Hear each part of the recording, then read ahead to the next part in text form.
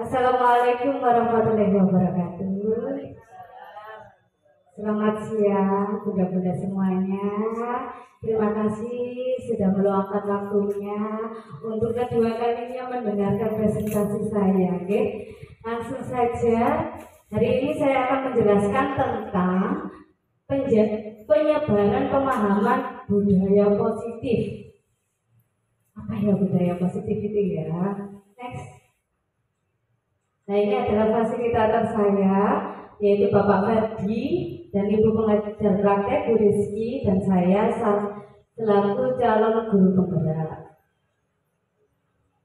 Nah, ini akan kita bahas pada siang hari ini. Yang pertama adalah perubahan paradigma belajar, disiplin positif, nilai-nilai kebajikan, kebutuhan dasar manusia, motivasi perilaku manusia, posisi kontrol guru, keyakinan, dan segitiga restitusi. Banyak sekali ini akan kita bahas.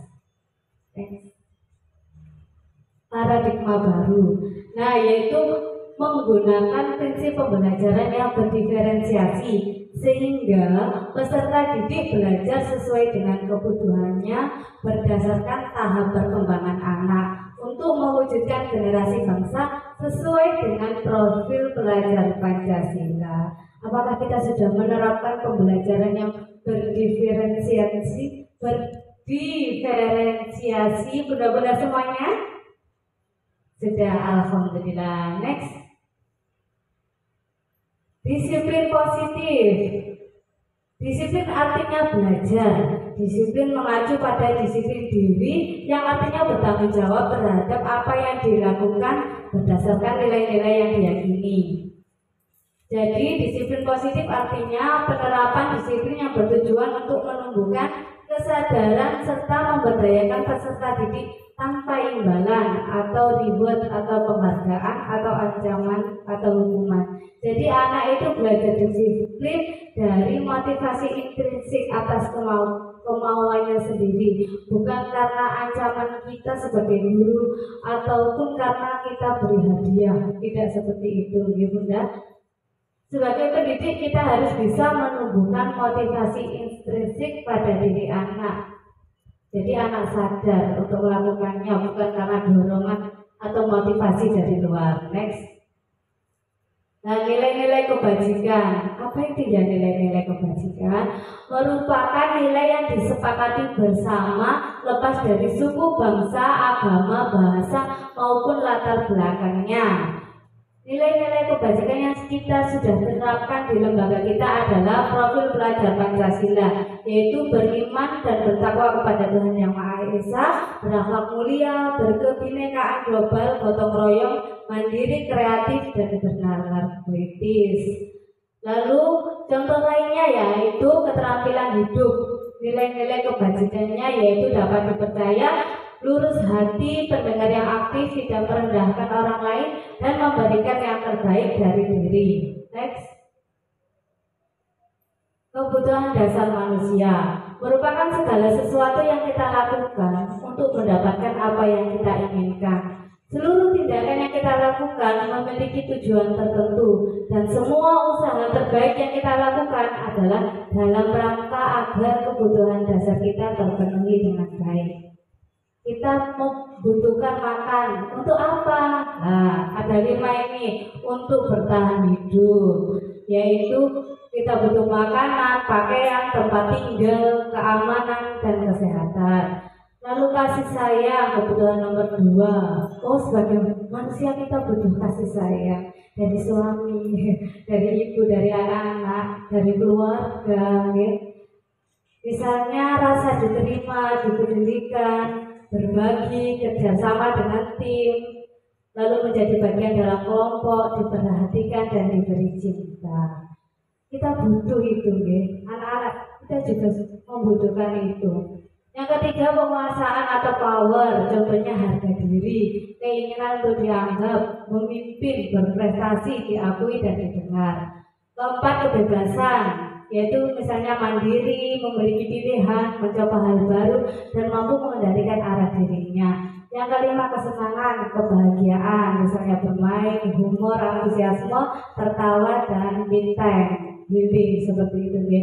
Misalnya dalam kelas ada anak yang menangis, anak sebelumnya Bunda, anak menangis itu kita harus tahu sebagai guru ada hal yang menyebabkan dia menangis. Misalnya, oh ternyata dia belum makan, perutnya lapar. Nah, ada salah satu kebutuhan yang belum terpenuhi, yaitu kebutuhan bertahan hidup.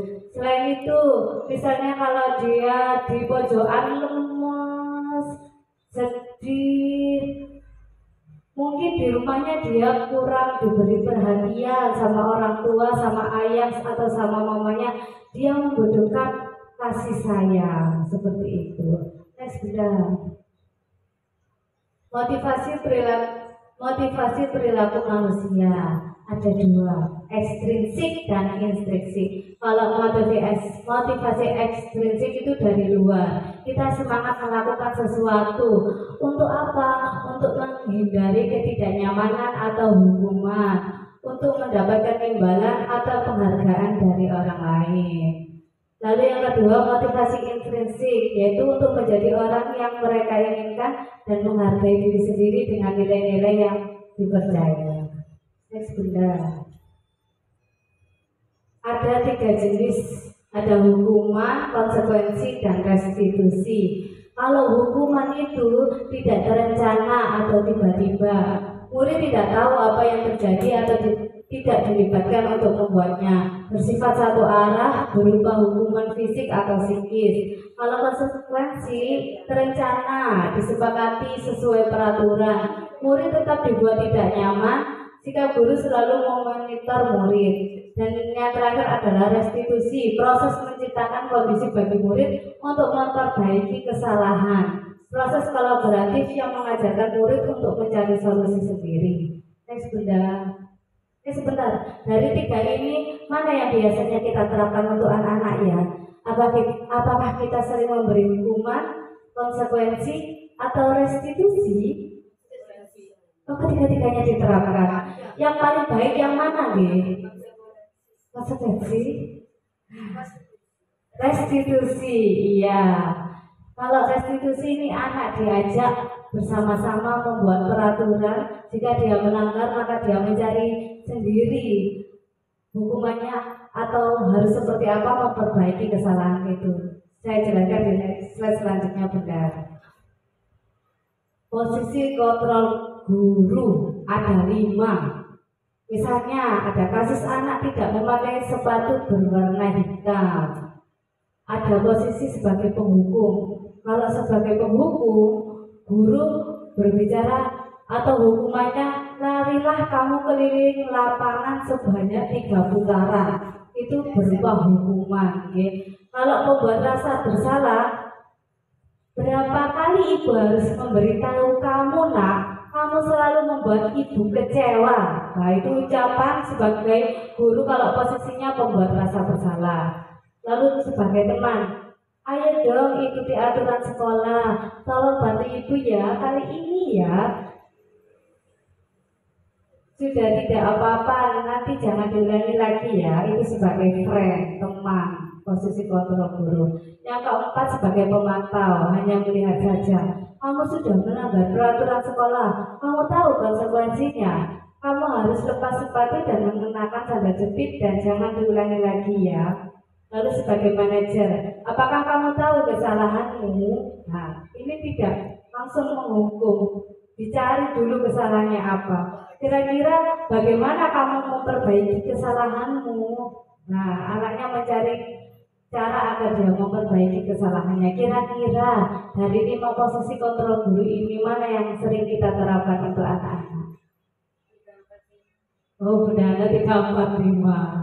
Iya, dari sini semoga untuk kedepannya kita bisa menerapkan yang posisi manajer ya Bunda, karena ini adalah posisi terbaik untuk menghukum anak. Kita gali dulu apa penyebabnya, lalu anak mau perbaiki kesalahannya.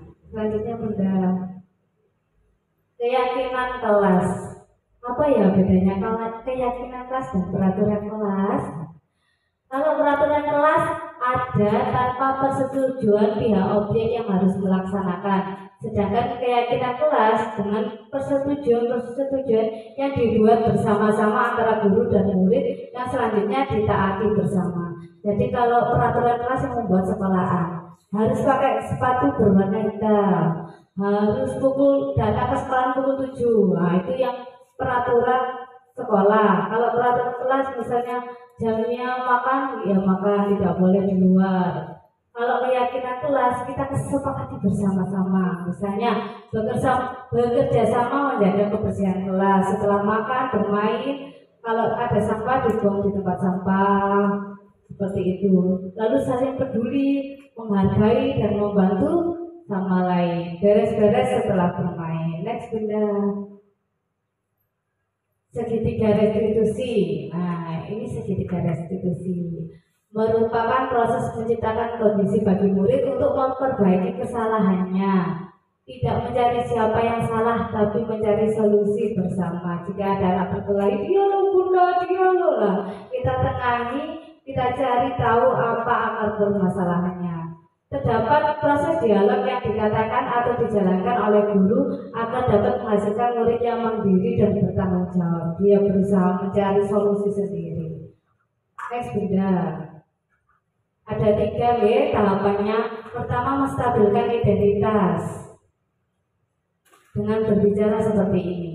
Berbuat salah itu wajar, tidak apa-apa, karena tidak ada manusia yang sempurna. Lalu ibu juga pernah melakukan itu, nak. Ibu tidak mencari siapa yang salah, melainkan mencari solusi dari permasalahan ini. Kamu berhak merasa begitu. Nah, itu contoh kalimat yang menstabilkan identitas anak. Jadi kita tidak langsung, ayo kamu bersalah, harus dihukum, tidak seperti itu. Yang kedua, validasi tindakan. Kamu pasti punya alasan mengapa kamu melakukan hal itu. Kamu patut bangga karena melindungi sesuatu yang penting buatmu. Yang ketiga, menanyakan keyakinan. Apa keyakinan kelas kita? Nilai-nilai apa yang telah disepakati bersama? Seperti apa gambaran sebuah kelas yang ideal menurut kamu? Kamu ingin menjadi orang yang seperti apa, nak? Nah, itu kalimat-kalimat yang untuk menstabilkan identitas, validasi tindakan, dan menanyakan keyakinan. Yang termasuk di dalam restitusi, bukan mencari siapa yang salah, tapi sama-sama menyelesaikan solusi. Ini sudah 6. Nah, sudah. Salam guru penggerak, bergerak, dan menggerakkan. Terima kasih atas kesempatan yang diberikan. Wassalamualaikum warahmatullahi wabarakatuh.